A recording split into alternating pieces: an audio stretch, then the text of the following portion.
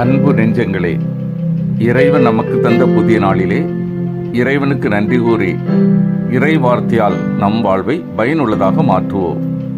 இறைவன் நம் அனைவரை நிறைவாக ஆசீர்வதித்து பாதுகாத்து வழி நடத்துவாராக. இன்றைய நற்செய்தி வாச சிந்தனை. ஆண்டவரை தந்தை எங்களுக்கு காட்டும்.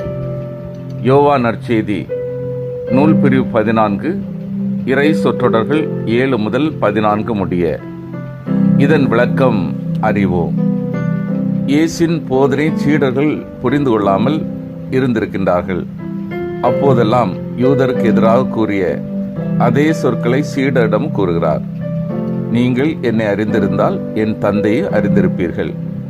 எனினும் யூதருக்கும் சீடருக்கும் இடையே மிகுந்த வேறுபாடு உண்டு. யூத தங்கள் கடின இதயத்தின் காரணமாக தந்தையை அறியவே மாட்டார்கள். ஆனால் சீடர் இயேசு வழியாக இப்போதே தந்தையை அறிய தொடங்குவார்கள். இயேசு மாட்சியை பெறும்போது அவர்களின் அறிவு வளர்ந்து தூய ஆவி இறங்கி வரும்போது அது முழுமை பெறும். எலோகிம் மரபடி மனிதருள் யாரும் அவரை பார்த்ததாகவும் வரலாறு இல்லை. இறைவன் தனிப்பட்ட காட்சி அருளப்பட்ட மோசே கூட இறைவன் முகத்தை பார்க்க முடியவில்லை. அப்படி இருக்க தந்தையாகிய இறைவனை எங்களுக்கு காட்டும் என்று பிலிப்பு விடுத்த வேண்டுகோள் வியப்பை அளிக்கிறது. உலகில் வாழும்போது மனிதரில் யாரும் தந்தையை தம் ஊன கண்களால் பார்க்க முடியாது என்று மறைமுகமாக சொல்லி தம்மை பார்ப்பதே தந்தையை பார்ப்பது என விடையிறுக்கிறார் இயேசு. என்னை காண்போ என் தந்தை காண்கின்றன என்னும் தம் கூற்றை இங்கு இயேசு விளக்குகிறார். தந்தைக்கும் தமக்கும் நெருங்கிய உறவு உண்டு என்கிறார். தந்தை அவருள் இருக்கிறார், அவர் தந்தையுள் இருக்கிறார். இயேசுவின் நம்பிக்கை கொண்டவர்கள் அவர் செய்யும் செயல்களை செய்வர்.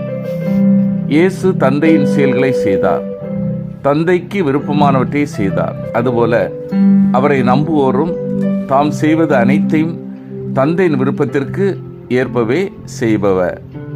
எனவே இயேசு செய்யும் செயல்களை அவர் மேல் நம்பிக்கை கொள்வோரும் செய்வர். அது மட்டுமல்ல, அவற்றிலும் பெரியனவற்றையும் செய்வர்.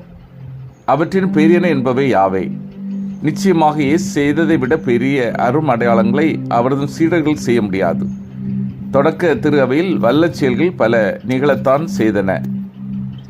இன்றும் வல்ல செயல்கள் நிகழாமல் இல்லை. எனினும் இவை இயேசு ஆற்றிய அரும் அடையாளங்களை விட உயர்ந்தவை அல்ல.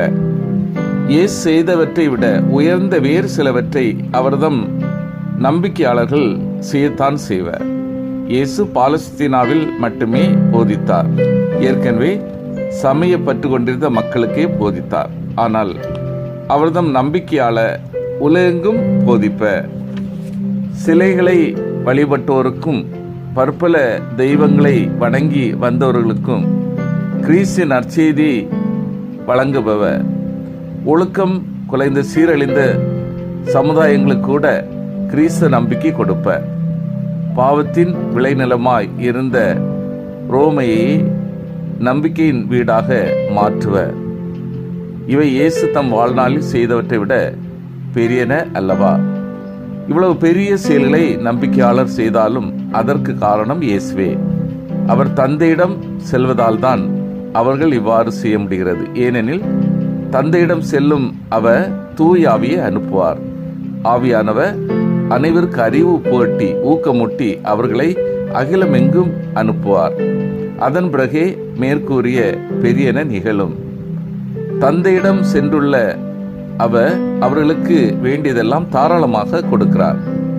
அவரது பெயரை உச்சரிப்பதால் மட்டும் நம் வேண்டுதல் கேட்கப்படாது என்பதை இங்கு நாம் மனத்தில் கொள்ள வேண்டும். ஒருவர் இயேசுவோடு ஒன்றித்திருந்தால்தான், அவருடைய திருவுளத்தின்படி நடந்தால்தான், அதாவது அவருடைய கட்டளைகளை கடைபிடித்து வாழ்ந்தால்தான் அவரது பெயரால் ஜெபிக்க முடியும். மகனின் செயல்கள் தந்தைக்கு மகிமை அளிப்பது போல் மகனை நம்புவோரின் செயல்களும் அவரை மாட்சிப்படுத்தும். அன்பார்ந்தவர்களே, பிலிப்பு இயேசுவை அறிந்து கொள்ள முடியவில்லை. அவருக்கு இயேசுவை எப்படி அறிந்து கொள்வது என்றும் தெரியவில்லை. இந்த சூழலில் இயேசு தன்னை பிலிப்பு முழுமையாக அறிந்து கொள்ள வேண்டும் என்பதற்காக அதிக சிரத்தை எடுக்கிறார்.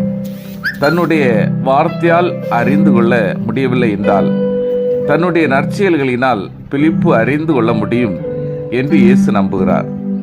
இன்றைக்கு பல மனிதர்கள் பேசுவது ஒன்றாக இருக்கிறது, ஆனால் வாழ்வது வேறொன்றாக இருக்கிறது. இவர்கள்தான் இந்த சமுதாயத்தின் புற்றுநோய். அவர்கள்தான் அடையாளம் காணப்பட்டு களை எடுக்கப்பட வேண்டும். கடவுள் இன்றும் கூட பல வழிகளில் தம்மை வெளிப்படுத்தி கொண்டே இருக்கிறார்.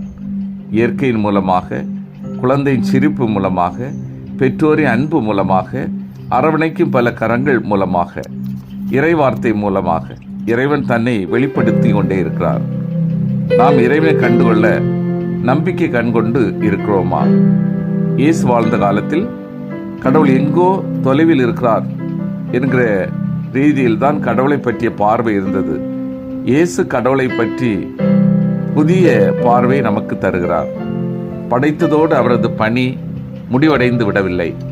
தொடர்ந்து அவர் நம்மோடு இருக்கிறார், நம்மை வழிநடத்துகிறார், நம்முடைய இன்ப துன்பங்களில் பங்கெடுக்கிறார் என்பதுதான் இயேசு இங்கே சுட்டிக்காட்ட விரும்பும் செய்தி.